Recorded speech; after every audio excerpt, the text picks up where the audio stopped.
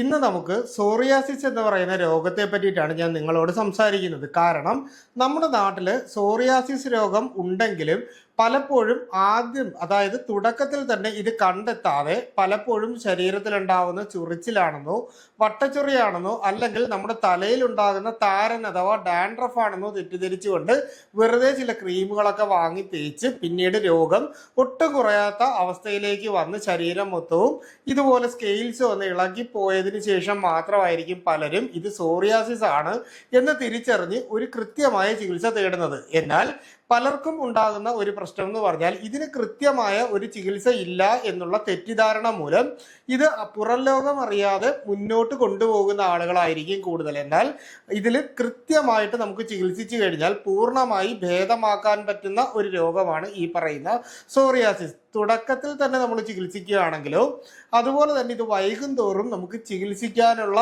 ഒരു രീതി നമുക്ക് കുറഞ്ഞു വരുന്നതുമായിട്ടുള്ള ഒരു രോഗമാണിത്. സാധാരണ നമ്മുടെ ശരീരത്തിൻ്റെ അകത്തുണ്ടാവുന്ന ആട്ടോ ഇമ്മ്യൂൺ കണ്ടീഷൻ, അതായത് നമ്മുടെ ശരീരത്തിൻ്റെ രോഗപ്രതിരോധ ശേഷി തന്നെ നമ്മുടെ ശരീരത്തിൻ്റെ അകത്തുള്ള സെൽസിന് എഗൻസ്റ്റ് ആയിട്ട് പ്രവർത്തിക്കുന്ന അവസ്ഥയാണ് ഈ പറയുന്ന ഓട്ടോ ഇമ്മ്യൂൺ കണ്ടീഷൻ എന്ന് പറയുന്നത്. അതായത് സിമ്പിളായിട്ട് പറഞ്ഞു കഴിഞ്ഞാൽ നമ്മുടെ ഇപ്പോൾ സ്കിന്നിന് സ്വാഭാവികമായിട്ട് ഒരു വളർച്ചയുണ്ട്, പക്ഷേ ഇത് അമിത വേഗത്തിൽ നമ്മുടെ സ്കിന്ന് മെച്ചുറായി ഇത് ഡീജനറേറ്റ് ചെയ്ത് പോകുന്ന രീതിയിലേക്ക് നമ്മുടെ ഇമ്മ്യൂണിറ്റി തന്നെ പ്രവർത്തിക്കുന്ന സമയത്താണ് നമ്മുടെ ശരീരത്തിൻ്റെ അകത്ത് സ്കിന്ന് കൂടുതലായിട്ട് ഡ്രൈ ആയി വരണ്ട് ഇളകി പോകുന്ന അവസ്ഥയിലുള്ള സോറിയാസിസ് എന്ന് പറയുന്ന രോഗത്തിലേക്ക് കൊണ്ടെത്തിക്കുന്നത്.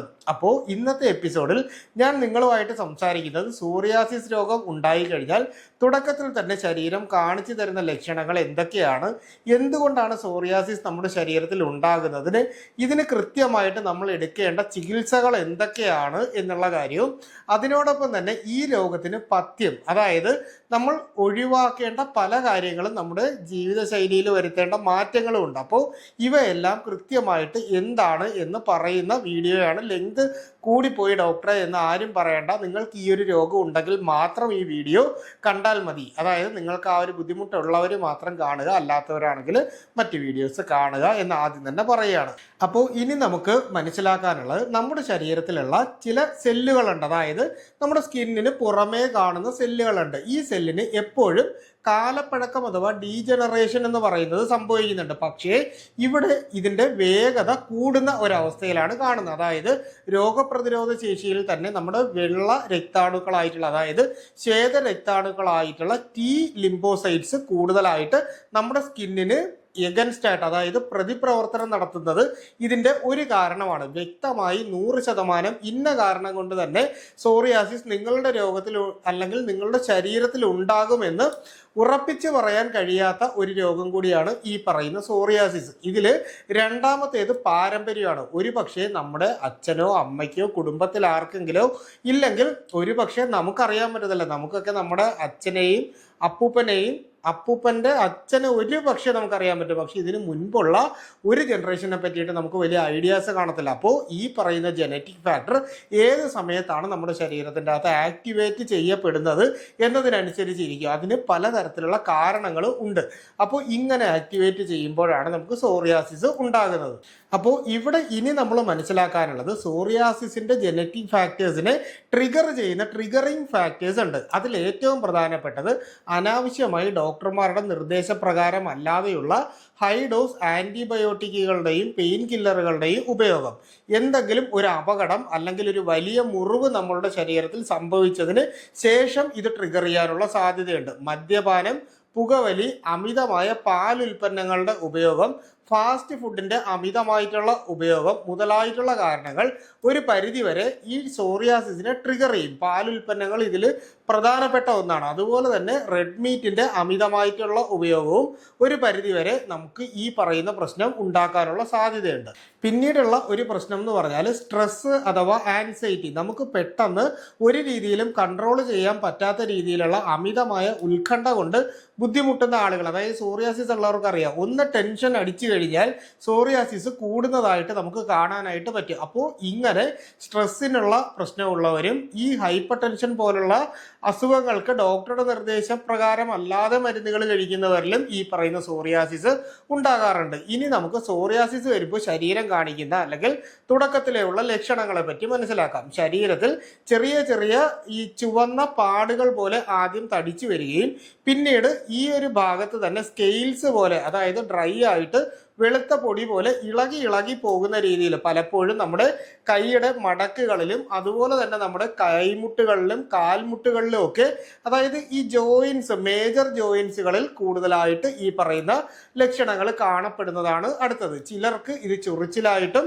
ചിലർക്ക് ഇത് ചൊറിയുന്നതിന്റെ ഭാഗമായിട്ട് അവിടെ പൊട്ടിയതിന് ശേഷം രക്തം വരുന്നത് പോലെ, അതായത് ബ്ലീഡിങ് ഉണ്ടാകുന്നത് പോലെയും ഒക്കെ കാണാറുണ്ട്. എന്നാൽ സോറിയാസിസിൽ പൊതുവെ അമിതമായ ചൊറിച്ചിൽ ഉണ്ടാകുന്നതായിട്ട് കാണാറില്ല എന്നുള്ളതാണ് സത്യം. എന്നാൽ ചിലരിലൊക്കെ നമുക്ക് ഈ പറയുന്ന ലക്ഷണം കാണാനായിട്ട് സാധിക്കും. ഇതിൽ നമ്മുടെ ശരീരത്തിൻ്റെ അകത്ത് സിൽവറി സ്കെയിൽസ് എന്നാണ് ഈ പറയുന്നത്, അതായത് പൊട്ടി ഇളകുന്ന അവസ്ഥ, അതായത് നമ്മൾ വെള്ളി നിറത്തിൽ ഇങ്ങനെ പൊട്ടി ഇളകിക്കൊണ്ടിരിക്കുന്ന ഒരവസ്ഥ. അടുത്തതായിട്ട് നെയിൽ സോറിയാസിസ് എന്ന് പറയും, അതായത് നമ്മുടെ നഖത്തിന്റെ അറ്റം പൊട്ടി ഇളകുന്നത് പോലെ ചിലരിൽ നമുക്ക് കാണാനായിട്ട് പറ്റും. അപ്പോൾ ഇങ്ങനെ നെയിൽ സോറിയാസിസ് ഉണ്ട്. അതുപോലെ തന്നെ ജോയിന്റിന്റെ ഭാഗത്ത് സോറിയാസിസ് വന്നിട്ട് ജോയിന്റിൽ ശക്തമായിട്ടുള്ള നീരും വേദനയും വരുന്ന ആർത്രൈറ്റിക് സോറിയാസിസ് എന്ന് പറയുന്ന ഒരു അവസ്ഥയുണ്ട്. അപ്പോൾ ഇതൊക്കെയാണ് നമ്മുടെ ലക്ഷണങ്ങളായിട്ട് നമ്മുടെ ശരീരം തുടക്കത്തിൽ തന്നെ കാണിക്കുന്നത്. ഇനി നമുക്ക് ഇതിന്റെ ഓരോ ടൈപ്പിലേക്ക് വരാം. അതിൽ ഏറ്റവും പ്രധാനപ്പെട്ടത് പ്ലേഗ് സോറിയാസിസ്, അതായത് നമ്മുടെ ശരീരത്തിൻ്റെ അകത്ത് ശൽക്കങ്ങൾ പോലെ ഇളകിപ്പോകുന്ന സോറിയാസിസിനെയാണ് പ്ലേഗ് സോറിയാസിസ് എന്ന് പറയുന്നത്. പിന്നീട് വരുന്നത് ഗുറ്ററ്റെ സോറിയാസിസ് എന്ന് പറയുന്ന ഒരവസ്ഥയുണ്ട്. അതായത് വെള്ളത്തുള്ളികൾ പോലെ പൊങ്ങി വരുന്ന രീതിയിൽ നമുക്ക് കാണാനായിട്ട് പറ്റും.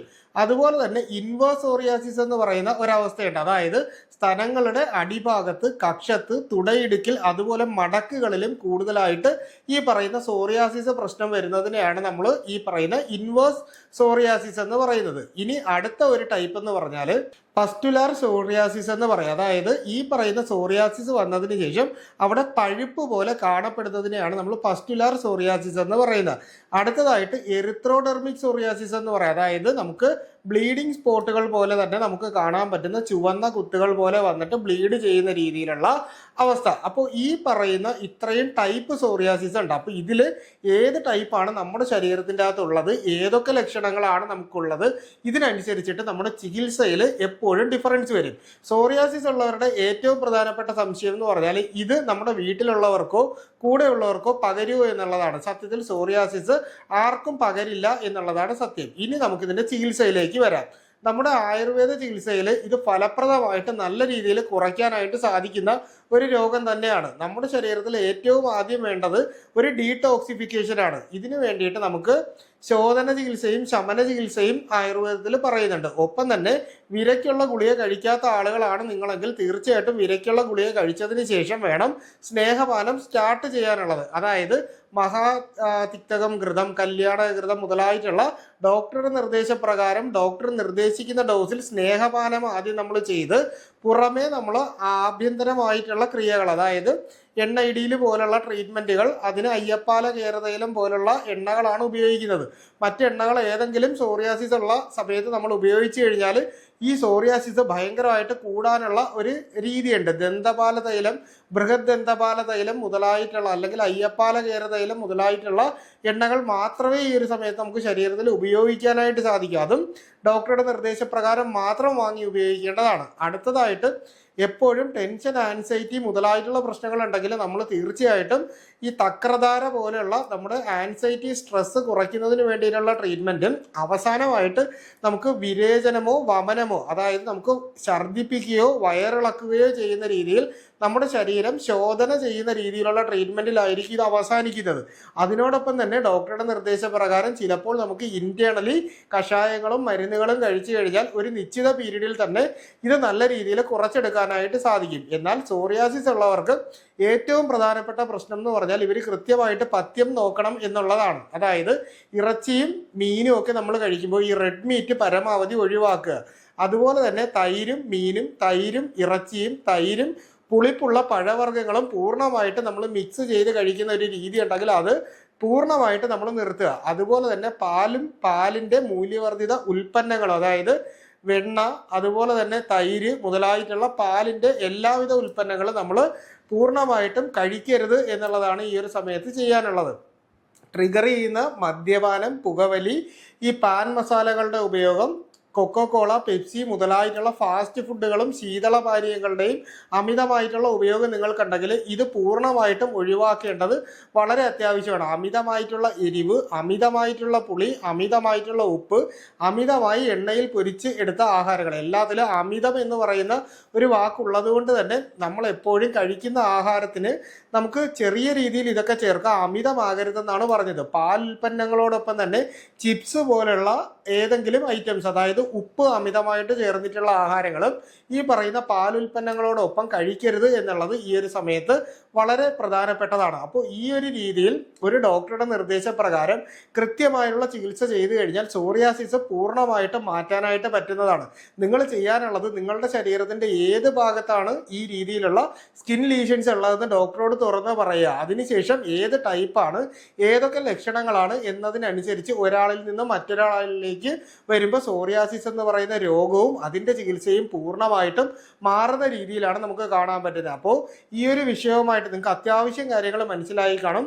ഈ പറയുന്ന കാര്യത്തെ പറ്റിയിട്ട് എന്തെങ്കിലും സംശയങ്ങൾ നിങ്ങൾക്ക് ഉണ്ടെങ്കിൽ അത് തീർച്ചയായിട്ടും കമൻ്റായിട്ടോ നമ്മുടെ വാട്സാപ്പിൻ്റെ നമ്പറിലോ ചോദിക്കുക. കൃത്യമായിട്ടുള്ള റിപ്ലൈ നിങ്ങൾക്ക് കിട്ടുന്നതായിരിക്കും. അപ്പോൾ ഇത്തരത്തിലുള്ള പുതിയ പുതിയ അറിവുകളായിട്ട് നമുക്ക് വീണ്ടും മറ്റൊരു അവസരത്തിൽ കണ്ടുമുട്ടാം. അതുവരെ എല്ലാവർക്കും ഗുഡ് ബൈ.